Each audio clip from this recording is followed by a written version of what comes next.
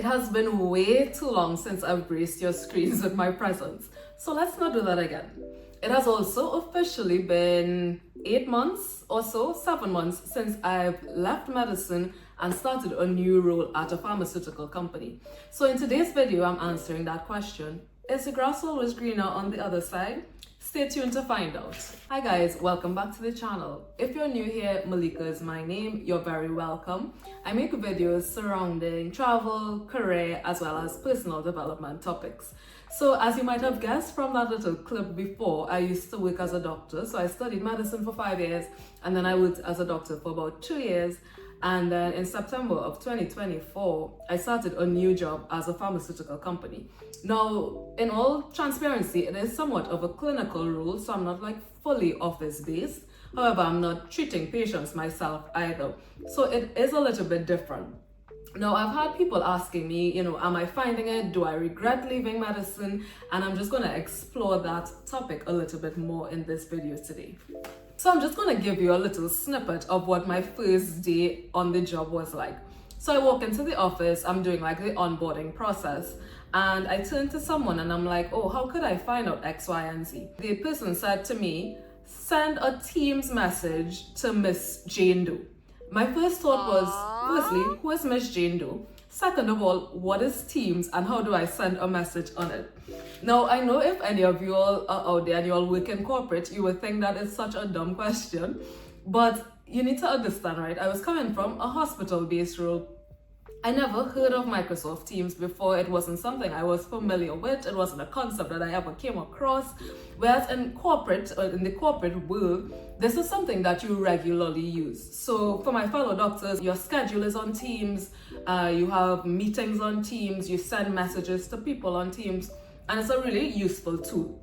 But I had never heard of this thing, so I was super confused about what he was asking me to do.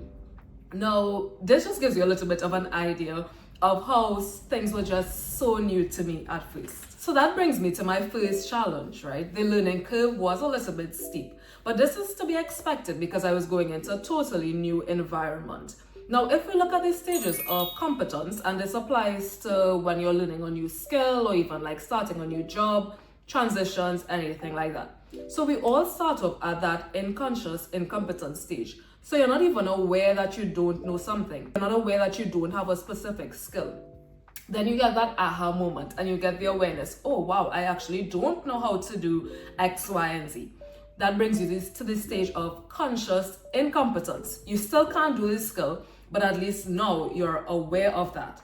So the hardest transition is going from that stage of conscious incompetence to conscious competence. Because now the skill is inside. You know what you need to do, you know where you need to go. However, you're still not there yet. You have to do a lot of learning and trying and just continue persevering.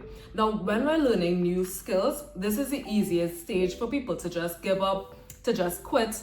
It is very challenging to kind of get past that stage. And the same applied for me in the job. So I would say maybe the first couple of months, it was just me trying to learn and acquire as many new skills as possible, learn a completely different way of working that I was used to. But I was kind of getting in the flow of things. Slowly but surely, I felt like I was getting there. I would say though that even though this was a challenge, one of the pros also came out of this whole learning curve. Because even though I was finding it difficult, I had such good support from all of my other co-workers, my managers, everybody that I met while working at the company.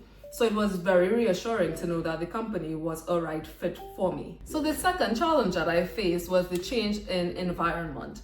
So as doctors, you show up to work every single day and you're surrounded by your friends and your co-workers, and you kind of create this bond with each other. You all are able to go have lunch together, have laughs together, and it was a pretty positive environment most of the times.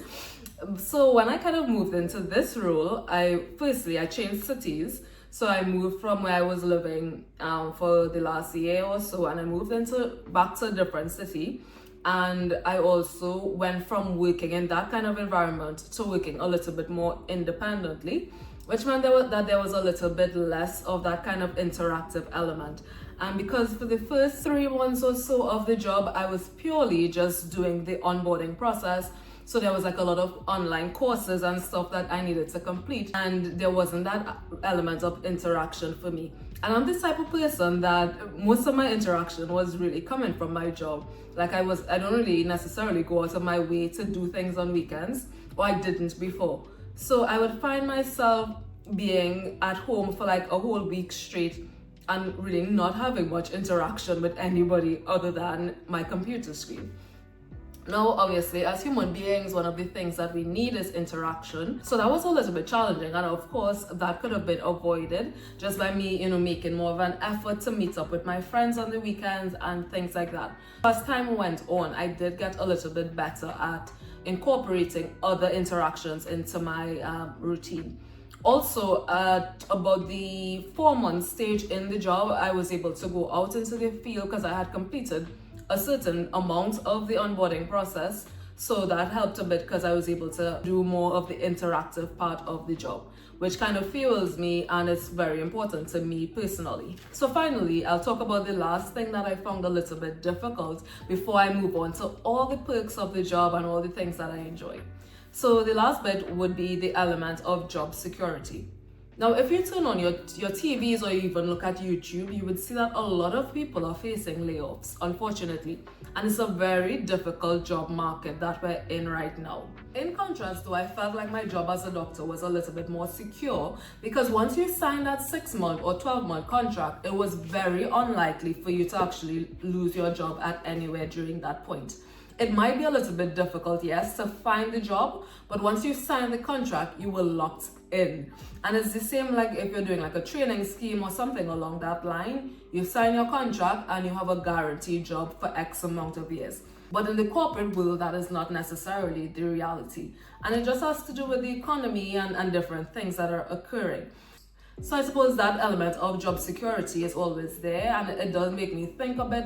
But all I can do about that is do my best, make sure I'm hitting my KPIs, which was a term I learned. It means key performance indicators. And I just continue to learn and grow and do as much as I can. I'm just also going to continue educating myself and learning as many new skills as possible. And that's all I could really do, right? Those would be the top things that I found a little bit difficult in terms of the transition. Now, in terms of the pros, there are also quite a few of those, so I'm going to tell you a little bit more about those now. One of the biggest things for me is that I love the fact that I have so much autonomy over my schedule. This is not something that I've ever experienced before in my career. I was always accustomed to people telling you what to do and where to be. Whereas in my new role, I get to set my own schedule. I can determine who I want to see on what days. So I really enjoy that level of flexibility. The only thing is I just have weekly targets, and once I'm able to meet my targets, I can schedule my week however I see fit. So I really love that. Another thing I really love is that we have these weekly one-to-ones with our managers, and we also have these weekly team meetings via Microsoft Teams, which I now know how to use. And it's just a nice time just to kind of chat with everybody, catch up, ask people how their weeks were. It's just that element of checking in with people, which we didn't necessarily do in medicine. And I think it would be quite a useful thing to incorporate into that field, because it just gives people a chance to kind of offload any kind of things that are bothering them or things that they are worried about, or to offload about any challenges that they've faced in that week, any wins, and we can all celebrate our wins together. So that is one thing that I really do enjoy as well about the job. Another thing that I really enjoy is just the fact that now I know that I can do something other than medicine. I've spoken about this in other videos where a lot of us doctors tend to pigeonhole ourselves and think that, oh, this is the only thing that we could ever do, we can't do anything else. And now I know that isn't necessarily true, and it's opened up my eyes to a whole new world of possibilities. I have even more ideas about where I want to go with my future career, and everything is just kind of starting to make sense to me. So sometimes you really do need to experiment and try out new things to figure out what it is you truly want in life. So that brings me back to the question I posed earlier. Is the grass truly greener on the other side? I've given you some of the pros and some of the cons. What do you think? For me, I don't necessarily think it's greener. I just think it's a different shade of green. Huh? What do you guys think? I hope I kind of shed a little bit of light on what the experience has been like, and I will share more with you guys as time goes on. Thank you again for watching. If you have any questions, you know, you can always drop them below. My DMs are always open on Instagram. I also love LinkedIn. You can message me on LinkedIn as well. And don't forget to like, subscribe, and comment. Bye.